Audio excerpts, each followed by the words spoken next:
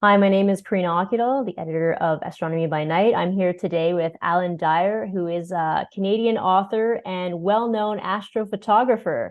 So Alan launched a book specifically on how to photograph the solar eclipses. And we know that there's two coming up. There's the annular solar eclipse coming up in October this year, and of course, a 2024 total solar eclipse coming up next April. So with that, Alan, maybe we can launch right in and you can tell us a bit about the book, when it was launched, how it came to be, and of course, what readers can expect from it.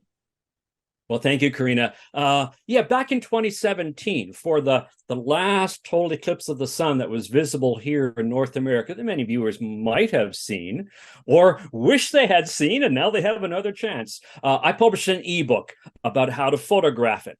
And it's been on my do list to update that. And I did that earlier this year and published it in early June. So expanded ebook, not a print book, just a digital download ebook from Apple Books or as a PDF.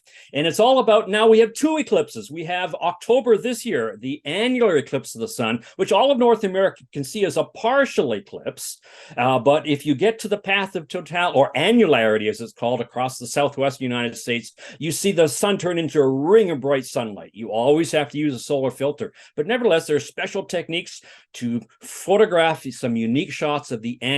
But it's the total next year, April 8th, 2024. That's the one people want to shoot. And it can be very simple as holding your phone camera up and grabbing a shot, to very complex, multi-exposure, multifocal length, all kinds of complex techniques. I cover the whole range of techniques, from simple to complex, still images and video, which has become much more popular in the last few years. So I've updated the techniques because the equipment has changed quite a bit, even in the last few years from 2017. So the book covers all kinds of techniques for capturing the annular and the total eclipse of the sun next year.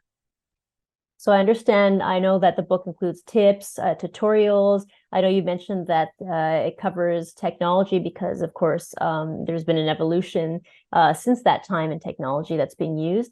And what about the challenges that astrophotographers may have in covering, taking pictures of the annular and solar eclipse? Can you maybe just go in and describe a little bit about what you talk about, or maybe what the main challenge is that you cover in the ebook?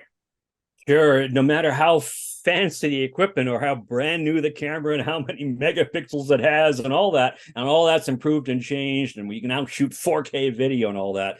The principal challenge, particularly for the total eclipse, but also the annular, if you're in the path of annularity, things happen very quickly. And at a total eclipse, things happen very quickly and very dramatically. So the biggest challenge is not technical aspects of adjusting your camera and things like that. It's keeping the presence of mind to remember what it is you were planning to do, and doing it at the right time, because a total eclipse happens too quickly. It happens before you're ready. So having things like audio prompts at the ready, I talk about that to prompt you, because otherwise you just stand there agog and you forget what to do. Or things don't go as planned, and the eclipse is over before you're ready with those last settings to capture the diamond ring. So practicing is one of the things I talk about throughout the book. Practice with the equipment you're actually planning to use. Decide what technique you're going to use to photograph either of the two eclipses, and practice with that gear. Don't put something together at the last minute just for the eclipse and then expect it to work. Things may not work as you planned. And so would practice be the main takeaway that you'd like readers to get out of this ebook, or would it be something more overall, like more global? Practice is one of the key takeaways, I think. Again, people fuss, what's the best exposure? Yeah, I talk about exposures and what's the best settings, and for video as well. There's all kinds of settings that, if you're not used to video, can be kind of foreign to you in terms of capturing the best quality video. because we can all shoot video with our cameras now, or even our phone cameras, 4K video. And so that's a great way to capture the eclipse, because you capture the video and the action and the sound as well, and the excitement, the people around you. Excitement is a great aspect of the eclipse. And so, yes, practicing with the equipment that you have, and making sure you can focus, and learning to focus is, again, exposure. People fuss about exposure, but it's actually bad focus that ruins most eclipse pictures, if there's something that does ruin them. People haven't taken the time to focus properly, or framing. The total eclipse is there, but it's cut off on one edge of the frame. Things like that. In your excitement, you haven't paid attention to that. So I also talk a lot about processing. I have a whole big chapter on processing, because you can take all the shots, but getting the best out of those shots requires some careful processing after the fact. So that's a big chapter of the book. Well, thanks, Alan. I think in this case, the last question I have for you is about the background image that's right behind you that you put up on your screen. Maybe you could tell us a little bit about that. Did you take this photograph? Well, this was on a ship just north of Pitcairn Island, one of the remotest places on Earth, which we got to visit, I think, the day before this eclipse.